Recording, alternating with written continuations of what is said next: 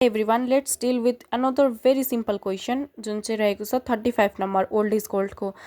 So old is गोल्डमा चाहिँ most of the question चाहिँ यहाँनिर रिपिटेड नै छ। सो मैले चाहिँ रिपिटेड क्वेसनलाई हटाएर सबै क्वेसनहरू सल्भ गर्ने ट्राई गरेको छु। सो लेट्स बिगिन होइन। हामीलाई के दिएको छ त 0.23 gram of the volatile liquid occupies यति cc at 27 degree Celsius at 760 mm होइन। त्यस पछाडि अरू के दिएको छ त भन्दाखेरि हामीलाई अरू बुझ्नुपर्ने कुरा छ यसमा। हामीलाई दिएको छ प्रेसर दिएको छ, टेम्परेचर दिएको छ र मोलिकुलर वेट फाइन्ड गर्न भनेको छ। So how many molecules of the liquid are in, दुईवटा क्वेसन छ यसमा। एउटा मोलिक्युल्स फाइन्ड गर्न भनेको छ, अर्को भनेको छ हामीलाई वेट फाइन्ड गर्न भनेको छ होइन। मोलिकुलर वेट फाइन्ड गर्न भनेको छ। सो यसमा चाहिँ हामीले ख्याल गर्नुपर्ने कुरा के छ भन्दाखेरि यो जुन सिसीमा दिएको कुरा छ हो त्यसलाई चेन्ज गर्न आउनुपर्ने हुन्छ। सो यस सिसीमा हामीलाई कति दिएको छ 126। यसमा ख्याल गर्नुपर्ने कुरा भनेको मैले हजुरलाई फेरि पनि भने 126.4 सिसी दिएको छ। यो सिसीलाई हामी युज गर्दैनौँ, यसमा हामी चाहिँ स्ट्यान्डर्ड के युज गर्छौँ त लिटर युज गर्छौँ। सो लेट्स राइट के दिएको छ हामीलाई। फर्स्ट अफ अल त हामीलाई दिएको कुरा लेखौँ। सो हामीलाई दिएको छ मास, के दिएको छ त मास अफ द लिक्विड दिएको छ। लिक्विडको मास हामीलाई कति दिएको रहेछ त 0.23 ग्राम दिएको छ। त्यस पछाडि हामीलाई दिएको छ भोल्युम अफ लिक्विड, लिक्विडको भोल्युम 126.4 सीसी। यसलाई चेन्ज गर्ने हो भने हामीलाई थाहा छ 1000 सीसी भनेको कति हो 1 लिटर हो। सो 0.1264 लिटर आउँछ। नेक्स्ट हामीलाई दिएको छ के त टेम्परेचर। टेम्परेचर हामीलाई दिएको छ 27 डिग्री सेल्सियस। यो 27 डिग्री सेल्सियस के हुन्छ त चेन्ज हुन्छ 300 केल्भिनमा। त्यस पछाडि अर्को हामीलाई दिएको छ प्रेसर। प्रेसर दिएको छ हामीलाई 760 mm हो। यो 760 mm पनि हामी युज गर्दैनौँ, 180 m मा लेख्न सकिन्छ यसलाई। त्यस पछाडि हामीलाई भनेको छ मोलिकुलर वेट फाइन्ड गर्न भनेको छ। के भनेको छ त molecular weight equals to what. हामीलाई थाहै छ मोलिकुलर वेट भनेको त के हो क्यापिटल एम हो। सो हामी वी नो के युज गर्छौँ त हामी PV equal to nRT use गर्छौँ। एनलाई हामी के लेख्न सक्छौँ small M by capital M. Small M भनेको चाहिँ मास हो अनि तल भनेको चाहिँ मोलिकुलर मास हो। सो यसलाई हामी के लेख्न सक्छौँ भन्दाखेरि प्रेसर हामीलाई 1 हो थाहा नै छ, भोल्युम हामीलाई थाहा नै छ 0.1264 हो, अनि स्मल एम भनेको चाहिँ हाम्रो मास अफ द लिक्विड हो 0.23 बाई हामीलाई जुन फाइन्ड गर्न भनेको छ मोलिकुलर वेट यही हो एम। आर भनेको चाहिँ युनिभर्सल ग्यास कन्स्टेन्ट 0.0821, टेम्परेचर भनेको 300 केल्भिन। सो यसबाट हामी सिम्प्लिफाई गरेर यसको मोलर मास निकाल्न सक्छौँ 44.81 अनि मोलिकुलर मासलाई चाहिँ हामी एएमयूले डिनोट गर्दछौँ यसको युनिट। सेकेन्ड कुरा हामीलाई फाइन्ड गर्न भनेको how many molecules of liquid होइन। मोलिक्युल्स भन्ने बित्तिकै हामीलाई एभोगाड्रोज नम्बरको दिमागमा ख्याल आइसक्नु पर्ने हुन्छ। मोलिक्युल्स अफ लिक्विड होइन। मोलिक्युल्स अफ लिक्विड निकाल्नको लागि के गर्छौँ त हामी स्मल मास, सरी अब यसरी नलेखौँ, स्मल मास नै लेखौँ। क्यापिटल एम भनेको molecular weight into NA.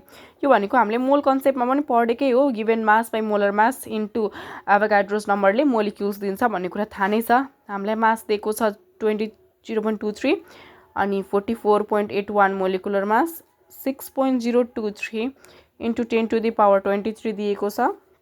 So यसबाट हामीले मोलिक्युल्स निकाल्न सक्छौँ 3.09 into 10 to the power 23 molecules चाहिँ यसको एन्सर रहेको छ।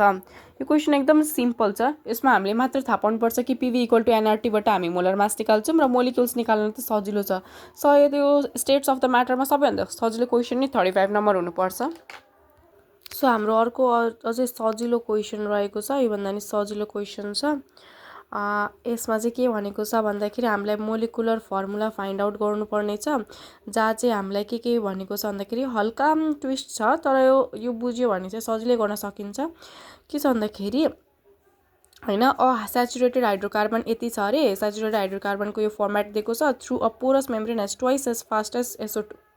यसमा बुझ्नुपर्ने कुरा चाहिँ के छ भन्दाखेरि रेट अफ डिफ्युजन चाहिँ के को हो भनेको twice as fast as SO2 भन्नाले के हो त जुन R1 छ, R1 भनेको सेचुरेटेड हाइड्रोकार्बन चाहिँ SO2 भन्दा 2 गुणा चाहिँ छिटो यो डिफ्युज हुने कुरा भनेको हो। खासमा चाहिँ उल्टो बुझ्यो भने चाहिँ क्वेसन जान्छ।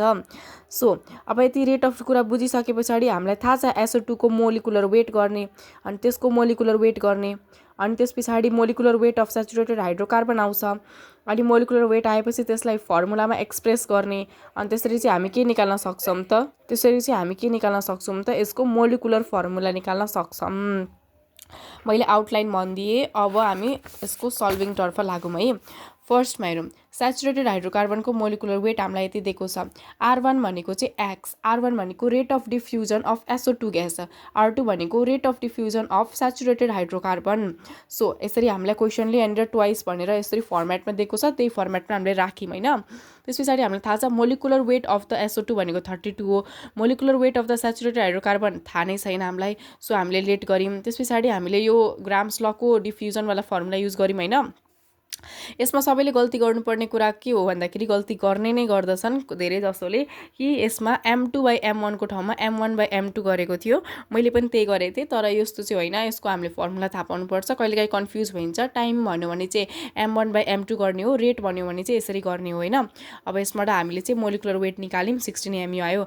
त्यस पछाडि अर्को कुरा बुझ्नुपर्ने कुरा के छ भन्दाखेरि मोलिकुलर वेट हामी कसरी निकाल्छौँ कुनै पनि चिजको। जस्तो अब यहाँनिर CH3 थियो भने के गर्थ्यौँ त, यसको मोलिकुलर वेट निकाल्नु पर्यो भने के गर्थ्यौँ हामी, कार्बनको वेट गर्थ्यौँ। कार्बनको यहाँ कति छ त 1 छ, सो 1 इन्टु कार्बनको गर्थ्यौँ। त्यस पछाडि यसको कति छ, यहाँ 3 छ, अनि यसको कति हो त 1 हो यसको वेट भनेको, अनि यसबाट 12 + 3 गर्थ्यौँ। अनि यसरी के आउँथ्यो त हाम्रो 15 AMU आउँथ्यो नि होइन। यसरी चाहिँ हामी के गर्थ्यौँ मोलिकुलर वेट निकाल्थ्यौँ। सेम फर्मेटमा अहिले क्वेसनले दिएको छ CnH2n दिएको छ, यसको मोलिकुलर वेट थाहा छ हामीलाई कति हो, 16 हो। मोलिकुलर वेट अफ यति। अब मोलिकुलर वेट हामी साँच्चैमा क्यालकुलेट गर्न थाल्यौँ भने कसरी गर्छौँ त, यसमा यो मल्टिप्लाई गर्छौँ प्लस यसको यो मल्टिप्लाई गर्छौँ होइन। अब हेरौँ है, यसमा चाहिँ हामी अब यसको कार्बनको मोलिकुलर वेटले 12 मल्टिप्लाई गर्छौँ। यो भनेको त यसको पार्ट हो नि त, H को पार्ट हो, एन्ड N भनेको C को पार्ट हो। अनि त्यसरीले हामी पुट गर्छौँ अनि N को भ्यालु निकाल्यौँ। अब यो N को भ्यालु हामीले यहाँनिर पुट गऱ्यौँ भने, यसरी पुट गऱ्यौँ भने यसको भ्यालु CH4 आउँछ। यसरी चाहिँ हामीले यसको मोलिकुलर वेट निकाल्न सक्छौँ।